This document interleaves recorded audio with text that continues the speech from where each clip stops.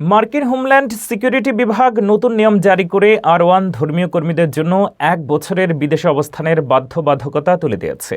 এতে পুরোহিত, রাবাই ও সন্ন্যাসিনীরা দ্রুত যুক্তরাষ্ট্রে ফিরতে পারবেন। দীর্ঘ EB-4 ভিসা জটের কারণে ধর্মীয় প্রতিষ্ঠানগুলোই সেবার যে ব্যাঘাত সৃষ্টি হচ্ছিল তা কমবে বলে আশা করা হচ্ছে।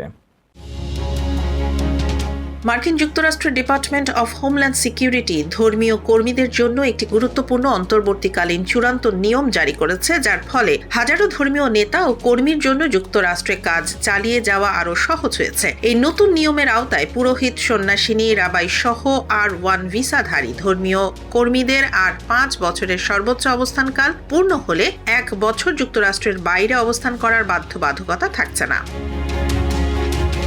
এর আগে দীর্ঘদিন ধরে EB-4 ক্যাটাগরির ভিসা জটের কারণে বহু ধর্মীয় কর্মী সময়মতো নতুন ভিসা না পেয়ে যুক্তরাষ্ট্র ত্যাগে বাধ্য হচ্ছিলেন। 1 বছর বিদেশে অবস্থান করার এই শর্ত ধর্মীয় প্রতিষ্ঠানগুলোর জন্য বড় সংকট তৈরি করছিল, কারণ তাদের অভিজ্ঞ ও বিশ্বাসযোগ্য ধর্মীয় নেতাদের অনুপস্থিতিতে উপাসনা, সামাজিক সেবা ও কমিউনিটি কার্যক্রম ব্যাহত হচ্ছিল।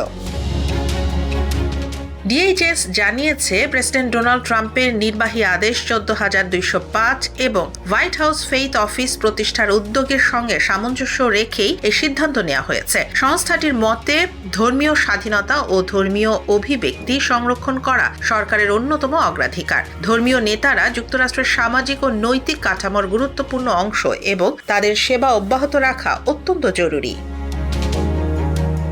নতুন নিয়ম অনুযায়ী R1 ধর্মীয় কর্মীদের যুক্তরাষ্ট্র ছাড়তে হলে বিদেশে ন্যূনতম কতদিন থাকতে হবে এমন কোনো শর্ত আর নেই। এই নিয়মটি তাৎক্ষণিকভাবে কার্যকর হয়েছে এবং ফেডারেল রেজিস্টারে প্রকাশের পর 60 দিনের মধ্যে জনমত ও লিখিত মন্তব্য আহ্বান করেছে USCIS।